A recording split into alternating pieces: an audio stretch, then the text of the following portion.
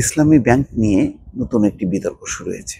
আর এই বিতর্কটি মূলত রাজনৈতিক এই কারণে যে রুহুল কবির রিজভী বলেছেন যে ব্যাংকটি দখল করেছে জামাত ইসলামী। তিনি মোটামুটিভাবে জামাত ইসলামকে ইঙ্গিত করে এবং ইসলামী ব্যাংকের নাম উল্লেখ না করলেও বলেছেন যে ইসলামী ব্যাংক দখল হয়ে গেছে। কারা দখল করেছে সবাই জানে, অর্থাৎ জামাত ইসলামীকে ইঙ্গিত করেই রুহুল কবির রিজভী এই কথা বলছেন। আজকে জামাত ইসলামীর আমির ডাক্তার শফিকুর রহমান তার জবাব দিয়েছেন। তিনি বলেছেন যে দখল নয়, ইসলামী ব্যাংক মায়ের কোলে ফিরেছে। অর্থাৎ আগে মায়ের কোল থেকে বিচ্ছিন্ন হয়ে গিয়েছিল ইসলামী ব্যাংক, এখন মায়ের কোলে ফিরেছে। এবং এই মায়ের কোলটি সম্পর্কে আমরা সবাই জানি, দেশের মানুষ জানে যে ইসলামী ব্যাংকটির আসলে পুরোটাই ছিল জামাতে ইসলামের মালিকানাধীন। মীর কাসেম আলী ছিলেন চেয়ারম্যান, যিনি জামাত নেতা। তাকে যুদ্ধাপরাধের দায়ে মৃত্যুদণ্ড দেওয়া হয়।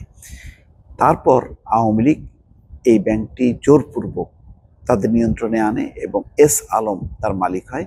এবং সেই মালিকানা কিভাবে হয়েছে সেটা সবাই জানে। ডিজিএফআইকে ব্যবহার করে কিভাবে শেয়ারগুলো ট্রান্সফার করা হয় এবং এস আলমের মালিক হয়, তারপরে হাজার হাজার কোটি টাকা এই ব্যাংক থেকে বের করা হয়, সেগুলো সবাই জানে। কিন্তু 5ই আগস্টের রাজনৈতিক পট পরিবর্তনের পর এই ব্যাংকটি আবার পুনর্দখল হয় বা মালিকানা পরিবর্তন হয়, ব্যাংকের পরিচালনা পর্ষদ একেবারে পাল্টে দেওয়া হয়। ফলে এই ব্যাংকটি আবার জামাত ইসলামের নিয়ন্ত্রণে এসছে বলে রাজনৈতিক অঙ্গনে জোর প্রচার, যেটি আজকে রুহুল কবির রিজভী পরিষ্কার করলেন। তার উত্তরে কি বলছেন জামাতে আমির? আজকে জামাত আনুষ্ঠানিকভাবে এর প্রতিবাদ করেছে। আর জামাতের আমির ডাক্তার শফিকুর রহমান তিনি একটি রাজনৈতিক জনসভায় পরিষ্কারভাবে বলছেন যে এটি মায়ের কোলে ফিরে এসছে। জামাত ইসলামী ব্যাংক দখল করেনি। 5ই আগস্টের পর নতুন ডাকাতরা ব্যাংক দখল করতে গিয়েছিল। বলছেন যে 5ই আগস্টের পর নতুন ডাকাতরা ব্যাংক দখল করতে গিয়েছিল, তারা পালিয়ে গেছে।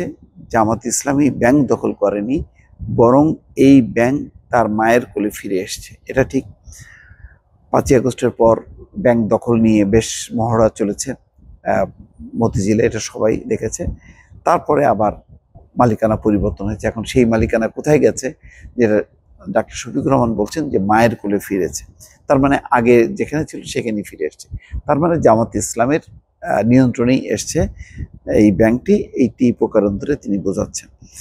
রোববার রাতে নীলফামারী সৈয়দপুরে কেন্দ্রীয় বাস টার্মিনালে এক পথসভায় প্রধান অতিথির বক্তব্যে জামাত ইসলামীর আমির ডাক্তার শফিকুর রহমান এই কথা বলেন। শফিকুর রহমান বলেন, ক্ষমতায় গেলে কারো উপর জোর করে পর্দা প্রথা চাপিয়ে দেবে না জামাত ইসলামী। এমন শিক্ষা ব্যবস্থা প্রণয়ন করবে যেখানে নারীরা আপন ইচ্ছায় পর্দা করবে। যাই হোক, এটা সাবজেক্ট না, সাবজেক্ট হচ্ছে ইসলামী ব্যাংক। ইসলামী ব্যাংকের দখল পুনর্দখল এই প্রক্রিয়া নিয়ে নতুন করে একটি রাজনৈতিক বিতর্ক হলো, যেটি সূচনা করেছেন আজকে প্রথমে রুহুল কবির রিজভী এবং এখন জামাতের নেতারা তার পাল্টা জবাব দিচ্ছেন। দর্শক ভালো থাকবেন, আল্লাহ হাফেজ।